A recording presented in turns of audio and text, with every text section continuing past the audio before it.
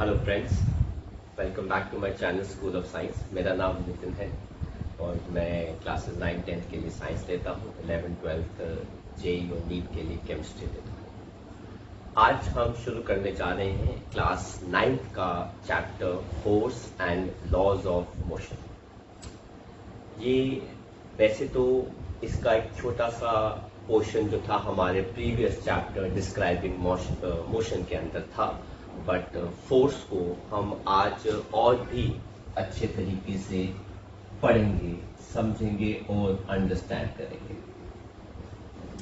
अगर कोई पूछे फोर्स क्या होता है, तो किसी ने फोर्स को देखा नहीं है, उसको हमने टेस्ट नहीं किया, पर हाँ उसको हमने फील, एक्सपीरियंस जरूर किया है। तो फोर्स एक तरह का प्रॉपर्टी होती है एक, जिससे किसी भी आप बॉडी को मोशन में ला सकते हैं अगर वो रेस्ट पे है, और अगर वो मोशन पे है तो आप उसको रेस्ट पे ला सकते हैं। अगर उसकी कोई भी पर्टिकुलर स्पीड है तो आप उसकी स्पीड को कम ज्यादा भी कर सकते हैं, और अगर वो किसी एक पर्टिकुलर डायरेक्शन में चल रही है तो आप फोर्स की मदद से, हेल्प से आप उसकी डायरेक्शन को चेंज भी कर सकते हैं। तो फोर्स को अगर हम बाय डेफिनेशन बात करें तो ये एक एक्सटर्नल एफर्ट होता है। तो मैं अपने ऊपर फोर्स नहीं लगा पाता, बट कोई एक्सटर्नल सोर्स मेरे ऊपर अगर फोर्स लगाएगा तो वो मेरी बॉडी के मोशन को, मेरी बॉडी के मूवमेंट को चेंज कर सकता है, मेरी मूवमेंट की डायरेक्शन को भी क्या कर सकता है, चेंज कर सकता है। तो फोर्स एक तरह का क्या हो गया, एक्सटर्नल एफर्ट, जो एक तरह से पुश की फॉर्म के अंदर भी हो सकता है, पुल की फॉर्म के अंदर भी हो सकता है, स्ट्रेच की फॉर्म के अंदर भी हो सकता है, कंप्रेशन के फॉर्म के अंदर भी हो सकता है, जिसकी वजह से किसी ऑब्जेक्ट की मोशन चेंज हो जाए, रेस्ट से मोशन में आ जाए या मोशन से वो रेस्ट में आ जाए, उसकी स्पीड में बदलाव आ जाए, उसकी शेप या साइज में बदलाव आ जाए, उसको हम क्या कहते हैं, फोर्स कहते हैं। तो आई होप आपको ये कॉन्सेप्ट समझ में आया कि सिंपल शब्दों में फोर्स एक एक्सटर्नल एफर्ट है, जिसकी वजह से कोई बॉडी जो रेस्ट में है वो मोशन में आ सकती है, जिसकी वजह से कोई बॉडी जो ऑलरेडी मोशन में है वो रेस्ट पे भी आ सकती है, जिसकी वजह से कोई बॉडी जो मोशन में है उसका मोशन फास्ट या स्लो भी हो सकता है, और अगर वो एक पर्टिकुलर डायरेक्शन में मूव कर रही है तो उसकी डायरेक्शन भी क्या हो सकती है, चेंज हो सकती है। तो देखिए फोर्स के कितने फॉर्म्स हो गए। तो ये एक एक्सटर्नल हमारे लिए क्या हो गया, एफर्ट, किस फॉर्म के अंदर, पुश की फॉर्म के अंदर,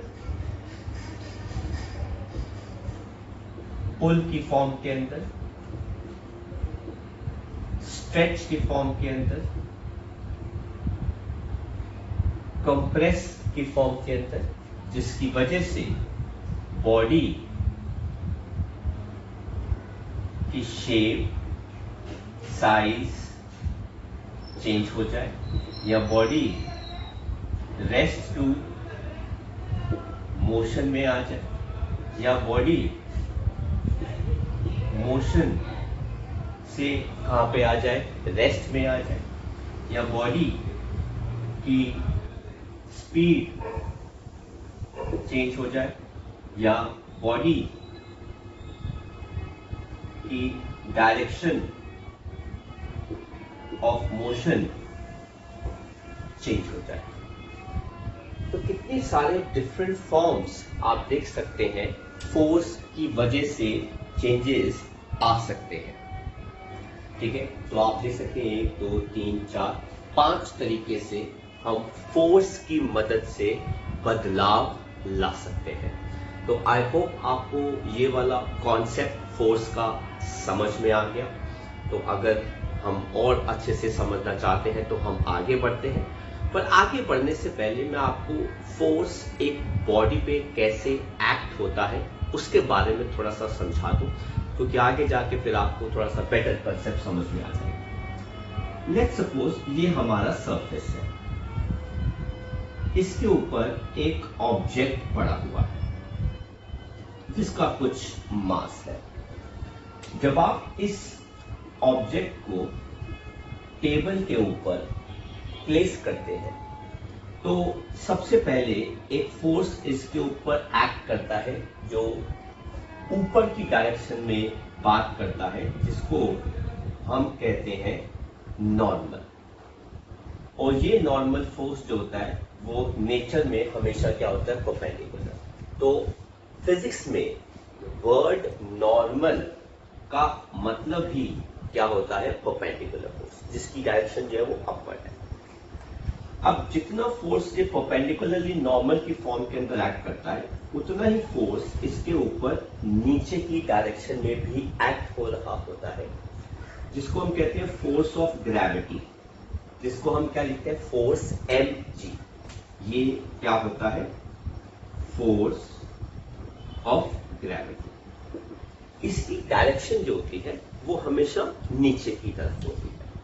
अब अगर इस फोर्स की डायरेक्शन की वजह से ये ऑब्जेक्ट जिसका मास m है वो नीचे की तरफ मूव कर रहा है, और इसी के ऊपर एक इक्वल एंड ऑपोजिट फोर्स है परपेंडिकुलर फॉर्म के अंदर जो ऑब्जेक्ट को ऊपर की तरफ मूव करा रहा है, ये दोनों फोर्सेस एक दूसरे के क्या होते हैं, इक्वल एंड ऑपोजिट, जिसकी वजह से ये ऑब्जेक्ट ना तो कभी नीचे मूव कर पाता है ना कभी ऊपर मूव कर पाता है।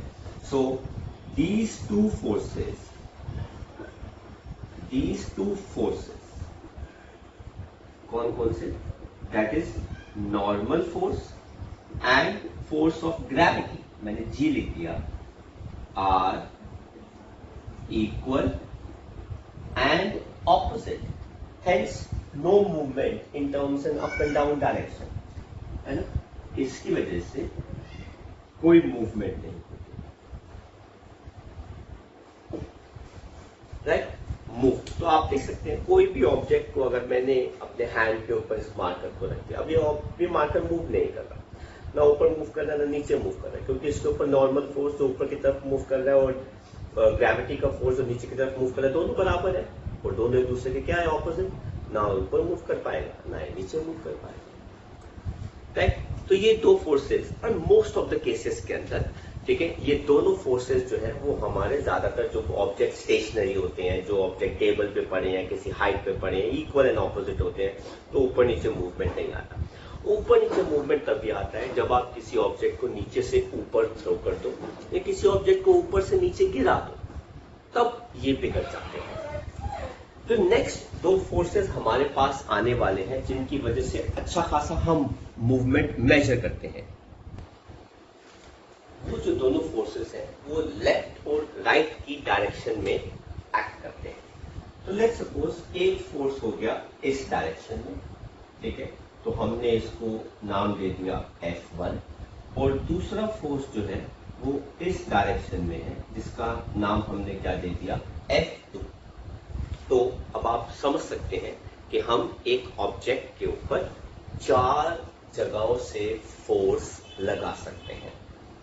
अब इन 4 जगहों से जब फोर्स लगता है तो उसका जो ओवरऑल कॉन्सेप्ट आता है इन टर्म्स ऑफ मैग्नीट्यूड, उसकी वजह से ये ऑब्जेक्ट शायद किसी एक पर्टिकुलर डायरेक्शन में मूव करेगा या फिर शायद किसी भी डायरेक्शन में मूव नहीं करेगा। इस वजह से हमने फोर्सेस को 2 कैटेगरी में डिवाइड कर दिया है, जिनका नाम है balanced forces and unbalanced forces.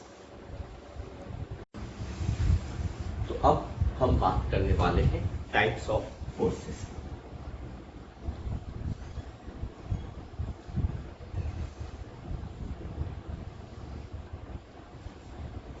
According to the magnitude or direction, किस हिसाब से एक ऑब्जेक्ट के ऊपर या किसी बॉडी के ऊपर एक्ट कर रहे हैं, तो हमारे पास फोर्सेस दो टाइप के आते हैं। पहला फोर्स कौन सा आता है? Balanced force. और दूसरा जो हमारे पास फोर्स आता है वो कौन सा आता है? Unbalanced forces. तो लेट्स सपोज हमारे पास ये एक टेबल है, राइट? इसके ऊपर एक ऑब्जेक्ट है, नीचे फोर्स ऑफ ग्रेविटी एक्ट कर रहा है, उसको हमने Fg मार्क किया। ऊपर की डायरेक्शन में परपेंडिकुलर फोर्स एक्ट कर रहा है नॉर्मल, उसको हमने F1 मार्क किया। अब यूजुअली हमारे केसेस में, जैसा कि हमने पहले भी बात करी थी, कि ये दोनों फोर्सेस बराबर होते हैं, पर ऐसा जरूरी नहीं है, नेसेसरी नहीं है, ठीक है? इसमें भी चेंजेस आ सकते हैं। और हम कुछ सिंपल एग्जांपल करने वाले हैं। अब मान लीजिए यहाँ पर एक फोर्स एक्ट हुआ F1 और इस डायरेक्शन में एक फोर्स एक्ट हुआ F2। नाउ कंडीशन क्या आ गई? Fn एंड Fg ये क्या हो गए? Are equal and opposite. तो अगर ये इक्वल एंड ऑपोजिट हो गया तो ये एक दूसरे को कैंसिल आउट कर देंगे।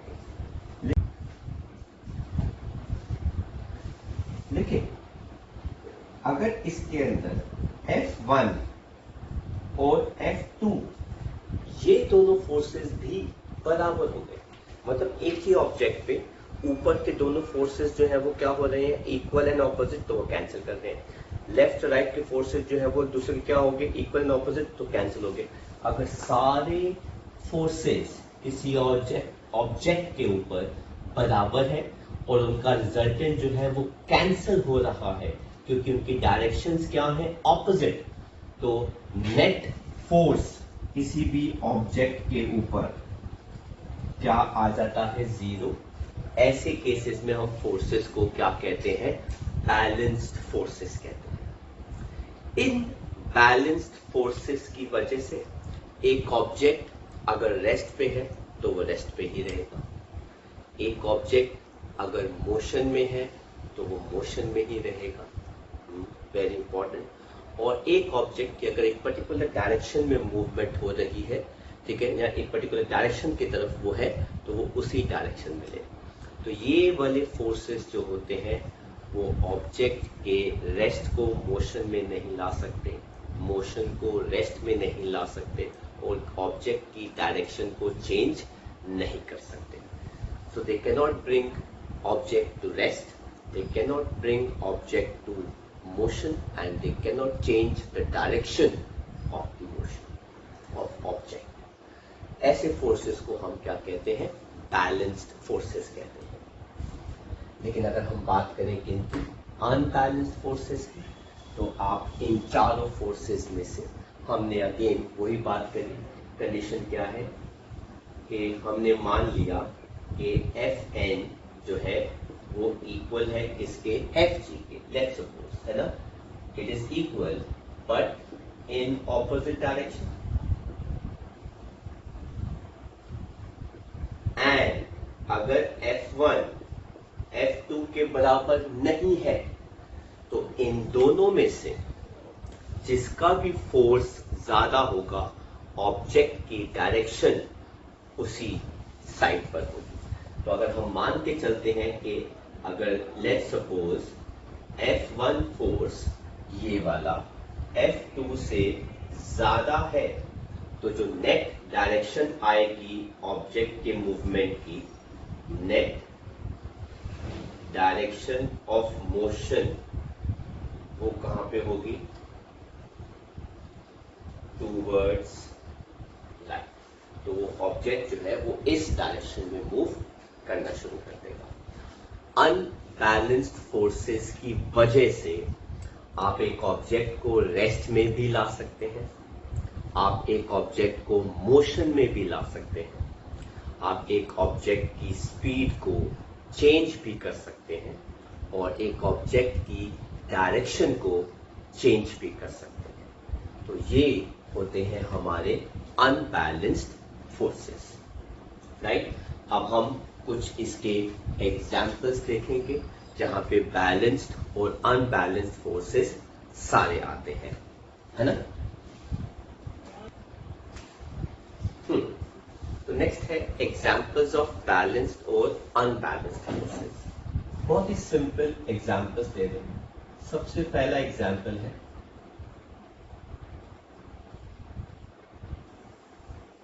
हम सब ने ये गेम खेली होगी, टग ऑफ वॉर। क्या होगा भाई, कुछ लोग हैं एक साइड पर,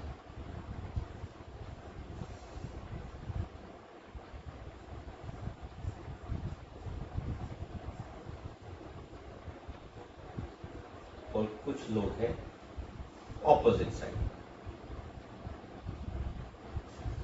अब ये 3 लोग इस डायरेक्शन में रोप को क्या कर रहे हैं, पुल कर रहे हैं, जिनका फोर्स कितना है, 100 न्यूटन। 3 लोगों का फोर्स मिलाकर कितना हो गया, 100 न्यूटन। ये लोग भी रोप को इस डायरेक्शन में खींच रहे हैं एंड इन तीनों का फोर्स भी कितना हो गया, 100 न्यूटन। तो अगर दोनों साइड पर force towards each other, right, तो ये वाले इधर की तरफ खींच रहे हैं और ये वाली पार्टी जो है वो इधर की तरफ खींच रही है, तो दोनों का फोर्स अगर बराबर है तो नेट मूवमेंट किसी भी पार्टी की या टीम की जो है वो नहीं आएगी। इसलिए इस केस में क्या आ जाएगी, नो नेट मूवमेंट या मोशन। इसीलिए ये कौन सा फोर्स हो गया, बैलेंस्ड फोर्स हो गया। लेकिन अगर लेट्स सपोज हम मान लें कि इस डायरेक्शन का फोर्स 110 न्यूटन हो गया और टीम ए का, है ना, ये आ गई टीम ए और ये आ गई हमारी टीम बी, इनका कितना हो गया, 100 न्यूटन। तो ये है हमारी टीम बी और ये हो गई हमारी टीम ए। तो इस केस में आप देख सकते हैं टीम ए का जो फोर्स है ना, force of team A is slightly more than force team B का। इस वजह से इसकी नेट डायरेक्शन जो है वो कहां पे आ जाएगी, नेट डायरेक्शन ऑफ मोशन कहां पे आ जाएगा,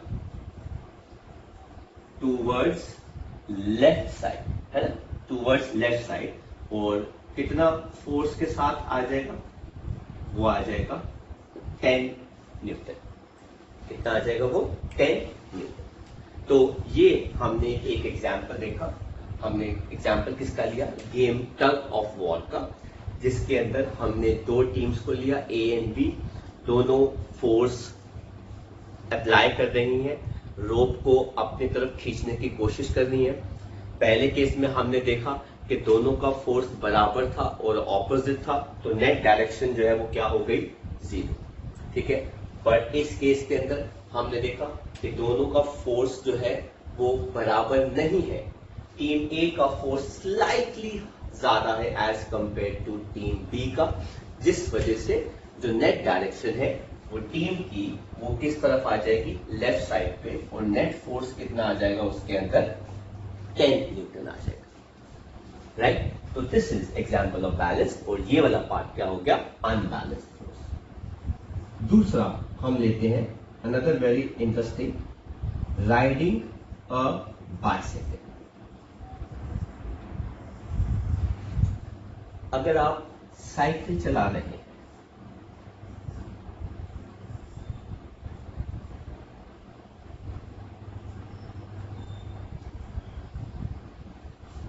राइट, अगर आप पैडलिंग कर रहे हैं तो आपकी डायरेक्शन जो है वो कहां पे आ जाएगी, इस डायरेक्शन में, है ना, ये आ जाएगी हमारा नेट फोर्स। लेकिन एक और फोर्स होता है जो हमेशा मोशन को रोकने की कोशिश करता है, उस फोर्स को हम कहते हैं फ्रिक्शनल फोर्स। अगर आप इस डायरेक्शन में मूव कर रहे हैं तो फ्रिक्शनल फोर्स जो होता है वो ऑपोजिट डायरेक्शन में एक्ट करता है। पर प्रॉब्लम ये है कि पूरे 9th के अंदर उन्होंने फ्रिक्शनल फोर्स की बात नहीं करी। It is quite strange, but frictional force बहुत इंपॉर्टेंट है। अगर कहीं पे मोशन है तो फ्रिक्शनल फोर्स का आना बहुत जरूरी होता है। तो उन्होंने हमारे सिलेबस में उसको रिड्यूस कर दिया, but it is quite useful part. तो मैं आपको फ्रिक्शनल फोर्स के बारे में थोड़ी सी जानकारी दे दूं।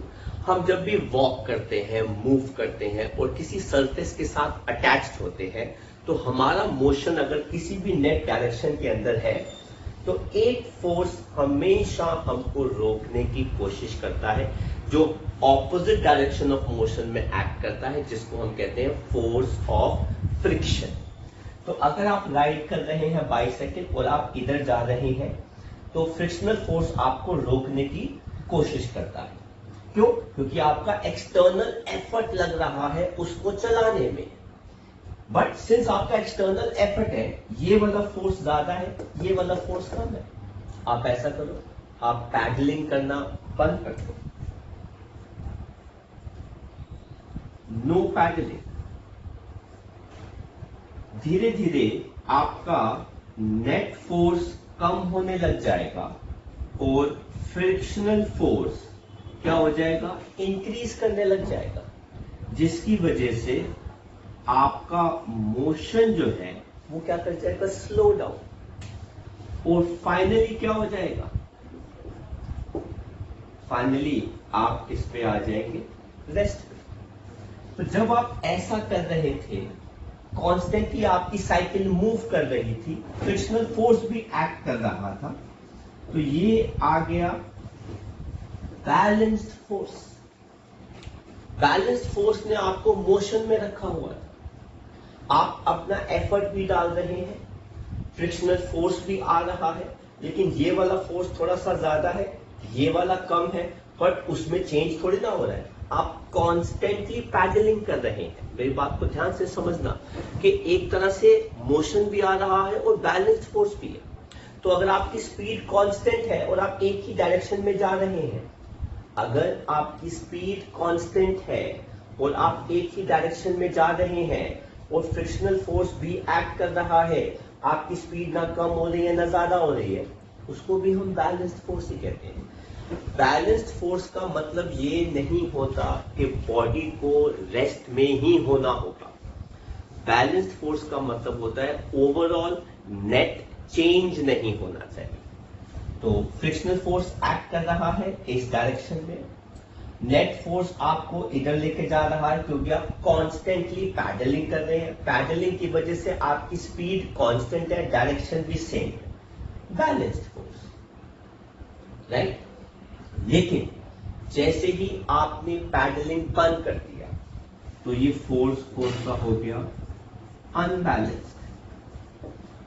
और फाइनली ये अनबैलेंस्ड फोर्स इतना ज्यादा हो गया कि इसने ऑब्जेक्ट को या आपकी साइकिल को कहां पे ले आया, रेस्ट पे ले आया,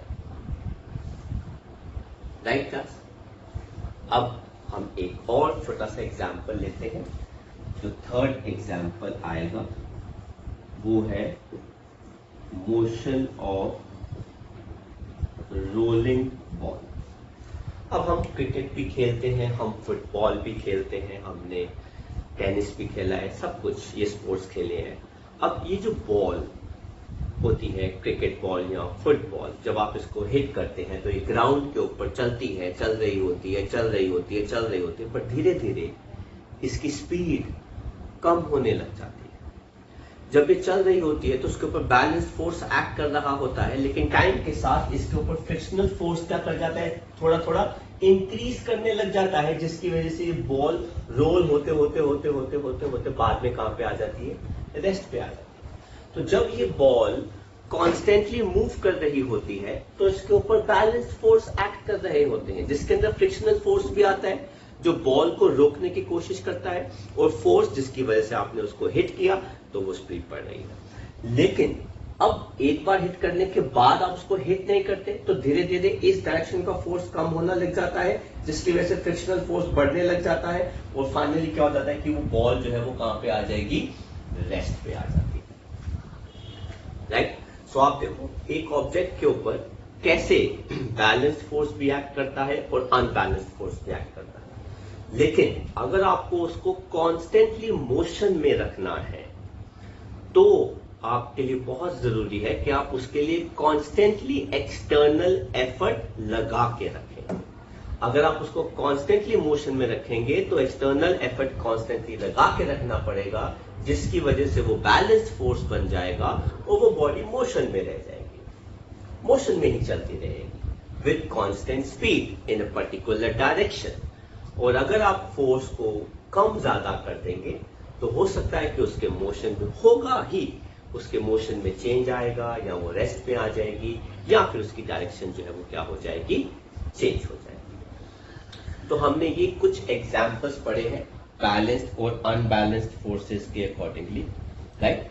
आपको समझ में आया होगा, लेकिन एक चीज मैं आपको दोबारा समझाना चाहता हूं कि एक बॉडी जो कांस्टेंट स्पीड के साथ मूव कर रही है उसके ऊपर भी बैलेंस्ड फोर्स एक्ट करता है।